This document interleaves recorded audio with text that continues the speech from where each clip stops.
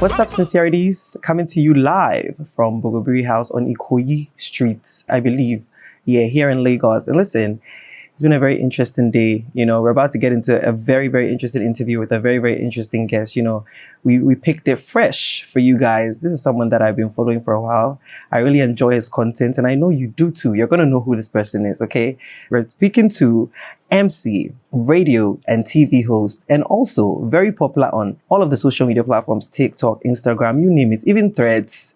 We're talking to Jay on air. Hi, Joseph. Hi, Jay. Hi, Sincerities. Yes. That's what we call our fans, so sincerely Accra. I love it so much. I found out a couple of days ago about, the Sincerities now. I'm like, yes, I love it. I love it. I'm obsessed. Yes, so we're doing our best. Anyway, one of the interesting things that I found out was that you were called Joseph as well. Mm-hmm. Yes, I am. We're namesakes. We're namesakes. A lot of people don't know. They think that Jay on air is my actual name. Jay is my name that my parents gave me. I gave myself Jay, so my actual name is Joseph. Yes. Right. Joseph, if I get this right, Onaolapo. Yeah. Onaolapo. Onaolapo. Yeah. What does that mean? Means the path to wealth is many. Is many. Yes. So pick anyone. So it's impossible for me to be poor. You get it? Ha. All right, so let's get right into it. Tell me about your childhood. What was growing up like? What was growing up like? I grew up mostly with my mom. Mm-hmm. It was my mom and my dad, and then in 1999, they separated. Some form of separation, and said I lived basically with my mom. My mom is Efik. She's from Cross River. My dad is Yoruba. And so I know when I think about my childhood, I think about growing up with my mom, and I think about my dad visiting a lot. It was a very pleasant childhood. I was called Grandpa a lot, because my mom's name is Josephine. Okay. Her dad's name is Joseph. Now, the reason they passed down the name is because, when I was born, they sort of saw similarities between my mom and I, and me and my grandfather. Even though I didn't meet him when I was born, right? And so that name has been passed down. So they just felt like I acted older than my age, I would go to children's parties and not want to dance. Because you'd be judging people. Exactly. I was like, why people, it just felt very foolish to me. Why are you dancing? And then they want to share gifts, and people are like really digging it out it just didn't make sense to me. And it's crazy that now that I'm older, I enjoy going out to parties and I enjoy dancing. Right. If I go a month without, having those moments, I could be sick. So it's crazy that my childhood, You become the opposite. Now you crave so it's almost like those things that I did not get to enjoy as a child. I'm enjoying them now. I wasn't the child that watched cartoons as much. I was just more into interacting and socializing with people. I was the social prefect in my secondary school, so that made sense to me. So I was just that fun child that just acted older than his age, Right. Yeah. So, but one interesting thing I found out is that your dad is really old. Yeah, my dad is in his 80s. Yeah. Almost 90. So I'm the last of 8 children. My dad has or married 2 wives. Okay. And then my mom is the second. I'm the last. Yeah, and my first brother, my first half brother, is in his 50s. Wow. Yeah, so if you see us together, I think that is my father. And then I remember being in primary school, and then people would always say when they see my dad, and my dad is your my grandfather. Even in church, oh, grandpa, is this your grandson? I'm like, no, that's my dad. Daddy. And then they sit interact. The way you interact with your dad is then from how you interact with your grandparents. Yeah. And they see me interacting with my dad, and it just didn't make sense to people because I'm like, oh, you think it's my actual dad? It's your actual dad, right? There's a lot of similarities between you and I. My dad has 2 wives as well. Okay. I have 9 siblings. Okay. Yeah. And just one more to make it 8. Yes, and my little brother is also called Joseph. Really? One of my grandfathers is also called Joseph. What is the thing with the Joseph name? I don't understand. And it means addition. So does that mean we have to multiply? I don't know about that. All right. I know you studied mass communication. Yes, I did. You're also a journalist. Yes, I am. And it's been one of your lifelong dreams to work on radio, right? Yes, it has. I mean, now you are. What kind of inspired that dream to work on radio? What was it? So in secondary school, I was in the sciences. I did the sciences, and I did that because when we call it junior secondary into senior secondary. Junior secondary school, you're doing different subjects. So because I was an intelligent kid, they felt like, I had to go to the science class because at the time they're like, you want to go to the art class. Art is for people that they don't know what they are doing with their life. That's actually very similar in Ghana as well. It's wild that they're not so smart. And then I had this particular teacher that would tell me, because I was in the science class, but I was still head of like literary and debating team. I was still the one in the library. I was always the one having the conversations. So I did not have the characteristics, so to say, of a science student, but I still went on to do it. And then in my head, I was like, all my friends are in the science class. It'll be so well for me to go to art. I'm a smart kid. Now, if I could go back in time, that would be one of the decisions that I would change. But anyway, you know, I think you would have done what? Done arts, you know. I feel like I would have excelled more in school. Of course. You know, but anyway, we're past that. And so, you know, I finished that and I was going to go to university to do sciences. And then I remember listening to radio. There was this station that came to Lagos at the time, Beat FM 99.9. There was Tools, there was Bemi, and I just loved what I heard. So I said, you know what, this is what I want to do with the rest of my life, you know. So it was a tough job convincing my parents that, you know, I know you still want me to be a doctor, or, you know, I've said that all my life, but I think I want to change to the arts. And so when I had that conversation, okay, you want to change to the arts, does this mean you want to be a lawyer? Because if you're not a doctor, you have to be a lawyer, right? Yeah. And then I said, no, I want to work on radio. And my sister also read mass communication. And for some reason, they had this notion that mass communication is not a professional course. You know, but I still went ahead, I did it, and, you know, I'm where I am today. But I thank God for the day I switched on my radio and I was listening to 99.9 Beat FM. It was just... And that's what just inspired. So, you know, aside studying mass communications, I mean, those are like the professional things that you did. What are some of the things that you also did to prepare you? Because, you know, I mean, doing this job, I grew up watching all of the Oprah Winfrey episodes. I watched a lot of talk shows coming out of Ghana. And I would just like, you know, train myself, listen to myself. So I'll be like, hi, my name is Joseph. You know, so what are some of the things you did to kind of prepare yourself? To be honest, it's the same thing for me. It's the same thing for me. You know, I just feel like I went to school to have the certificate. I'm grateful for the education I have. But I don't think that is what has brought me this far, if I'm being honest with you. True. I think that it's the learning on YouTube, it's the watching the operas. I remember one time watching, she's a host on, I think is Today GMA, one of this American breakfast show. Her name is Hoda Kotb. Oh yeah. And then I was watching her interviewing Sandra Bullock. And it was just a great interview, because how can you be interviewing someone and making the person cry with your questions? I had to go back. I'm like, you're just asking random questions. Why is she crying? Like, what did you say? And it's just the power that, you know, broadcasters and journalists have, that we could interview people, we could ask questions, and they would answer. People would break down, people would share stories, people would, you know, get angry. It's just an entire thing. And I just knew that this is what I wanted to do. So watching people, listening to a lot of radio, you know, made me, you know... And you pick up, right? Yes, exactly. I mean, one of the great things of doing like this kind of job is that you're able to humanize people. Definitely. Because most of the people that are in like the limelight, we see them as these like demigods. Right. And then they go on a show like, you know, Gail, Oprah, and they are able to just humanize them. Yes. So for me, I think that was also one of the things I really enjoy. About, like the way I'm bringing Jay on air to the Ghanaian audience, and now they can see the man behind. Yes, I'm so excited. I'm so excited. So I know, you know, delving into the radio, I know you once worked for a radio station where they were not paying you. Oh Jay. my God. So let's talk about that story. Where did you see all of this information? The research is clear. So not just that radio station, I've worked in multiple places where I wasn't paid. And, you know, I really don't, I pray like, did you sign up knowing it was a nobody signs up, you know, knowing that they're not going to pay you. I mean, to say exposure. I mean, well, no. You know, I just felt, I mean, the money was small, but I felt like the money was going to come. But, you know, at some points, it came 1 month, 2 months, and then I was not seeing it again. But because I had a passion and I told people I have a job. You know, when you spread the news, where I have a job, I'm a radio, but you were a known voice, but you were not paid for your work. So it's a sad thing that even till today, a lot of journalists and radio presenters, especially in Lagos, Nigeria, really still go through. You know, I'm grateful that I've put in the work and I've grown my career to a place where you really cannot owe me my salary. Do you understand? And I'm working in a place that doesn't owe. You know, they have a very good reputation for not owing, and I'm grateful for that. But, you know, I definitely look back at those times and I'm like, OMG, how did I survive? How did I get to work? How did I eat? How did I pay my bills? How did I do the things I did? But, you know, I feel like that is what makes the story even more interesting. Yeah, you know, that I went through all those things. And a lot of the content I create as well, I get from those, you know, situations. Yeah, exactly. That you've been through. But, you know, going back to your surname mean the path to success is many. We're going to talk about some of the things that you've done. I know you once had a thrift business. Yes, I have. What were you selling? I was selling shorts. You know, it was shorts and shirts. Hoochie Daddy shorts? I'm telling you. So I was selling like a lot of things from jeans to shirts and then shorts. But the shorts was just, people were just obsessed With the shorts. Yeah, because I just had the eye for picking them, very colorful ones. Where were you getting them from? I was getting them from, there's a market in Lagos called Yaba Market. But before that, yes, but before that, I was getting them from Kafancha. Okay. Yeah. I don't know what that is. Yeah, exactly. You know, tell the people what's Kafancha.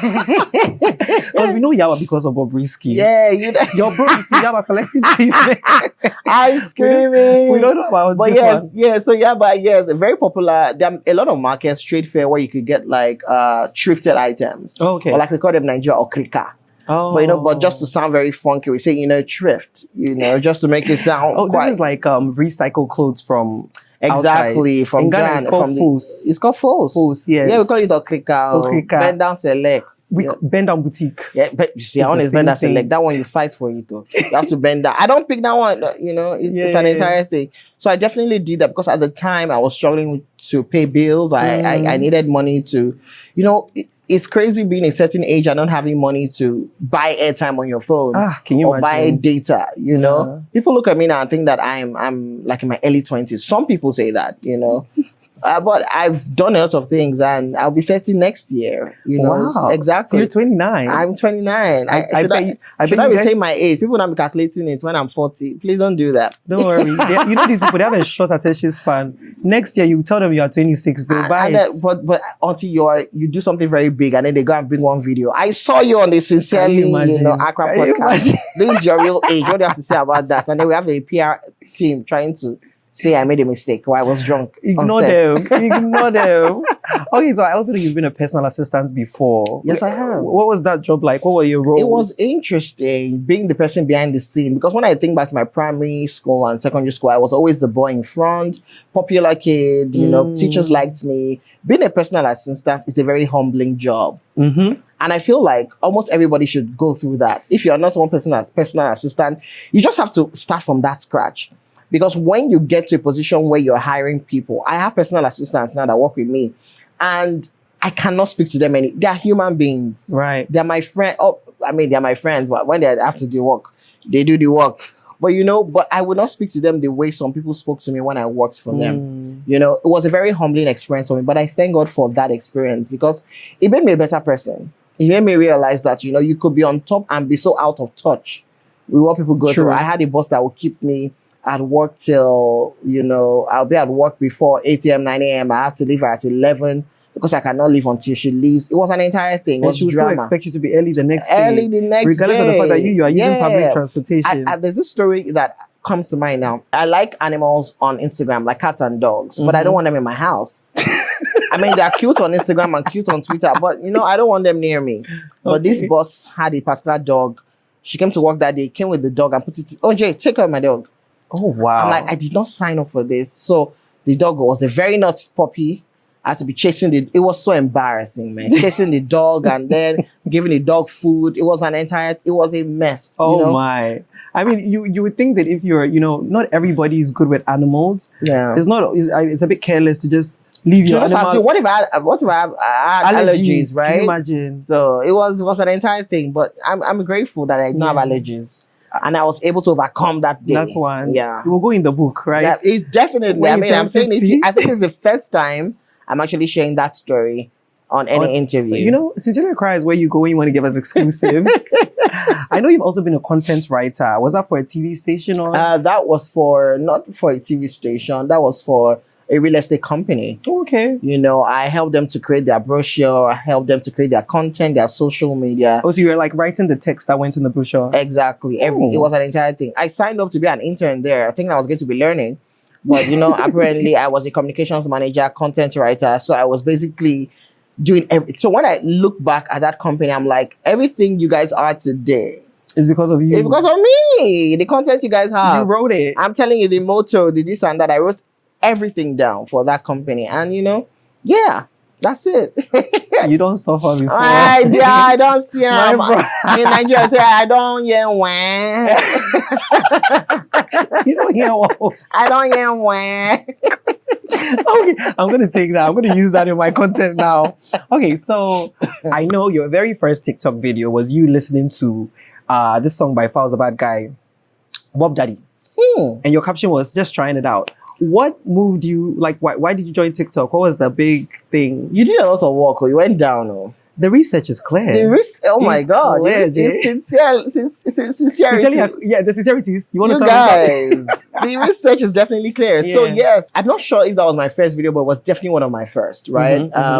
I was just joining. I joined TikTok. It was the height of lockdown. Everybody was at home, Yeah. chilling, and everybody and their grandmothers were on TikTok. So I said, you know what, let's do it. And then it just became a thing. I was lip syncing to popular sounds. I know one of the very sounds. early lip sync ones that you did. Okay. You were doing this stubborn child. Don't say that. Daddy doesn't like it when you cast. No. Yeah.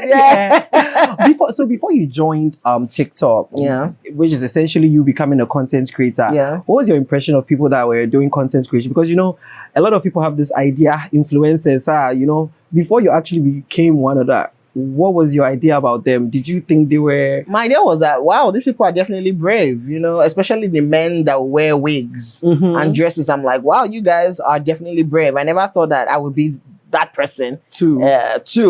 And then, I just found them as stress relief. It's funny. And I thought that they had a lot of money until I got into the business. I realized that you need to get to a certain stage to make that kind of money. Because, every other week at the time, you say, oh, this content creator has bought Benz. Right. So I'm like, you know what? We see a lot of that from Ghana as well. You see a lot of that. But 2 years after doing content, there's a car, there's a house.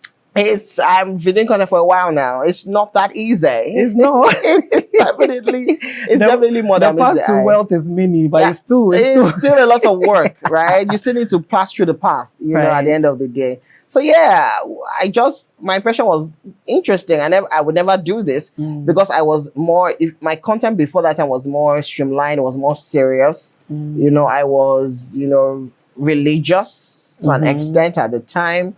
And so it was more inspirational content and just put together because I felt like I was just going to be a host, to host the show and be, welcome to this and that and that. That's what I thought I was going to do.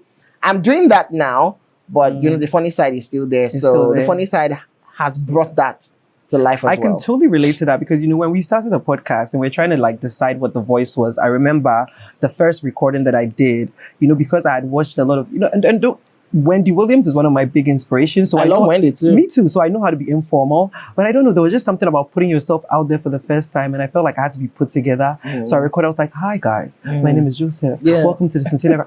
My producer Kwame said, "No. We're not doing that. We want people to have a good time, And so we now started loosening up, and I can see that was something that happened for you as well. Definitely, I feel like also the media landscape has changed. If you watch news outlets like CNN and Arise or whatever the case may be, the way they told news some 5 years ago, it's not this. Before it was more put together, but now you see presenters cry on TV when something bad happened. What they taught us in School of Journalism is that you need to keep your emotions together. You are reading the news, even if you say 2,000 people have died, even if you are reading the story of my mother just passed on, you understand? You have to keep it together. Keep it together.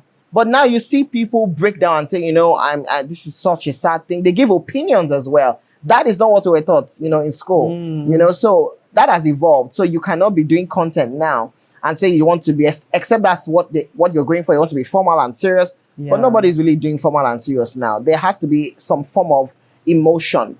Anything that people watch now, people need to be able to relate to it. Relatability sells. Exactly. Whether it's the news, whether it's funny content, they need to be able to relate to it. And that's it. All right. So now let's come back to making money from content. I know the first time you made money I don't know if it was TikTok, but it was a friend that wanted you to promote a business. Yes. Let's talk about that. You made 20K Naira. Yes, 20,000 Naira. It was a friend of mine, has a phone business. Was it between 20 or 40K? Right, it was such a big deal for me. Right, he has a phone store in Abuja. Shout out to you, my friend Adekoya Adesonya. We're not so close, by the way. It was a friend from secondary school who was also patronizing my thrift business. And then he saw that I started creating content. I said, well, why don't you promote my phone stuff for me? And then I'll pay you. I did not have a rate card. I did not know how it works. So I just called one random money and he said, you know what? I'll pay you. I'm like, okay, no problem. That will cover my airtime and my data and whatever for a couple of months. And we did that. And people loved the ad that I did at the time. And that was the beginning of many more. In fact, after that, I wasn't getting ads. It took a while to get to the point where I'm responding to emails and I'm rejecting ads and say, oh, that doesn't align with my portfolio and da. But yeah, Yeah. definitely took a while. Right now, you have to say, yeah, it has to align with your brand now. I mean, definitely. Right. So not just now, but right from time, there's certain deals that I will not take. If you have a company that do skincare, that does bleaching, I don't do that. Flat tummy tea. I don't do flat tummy tea. Because again, I've been able to build a community that trusts what I say, and I have family interactions with them.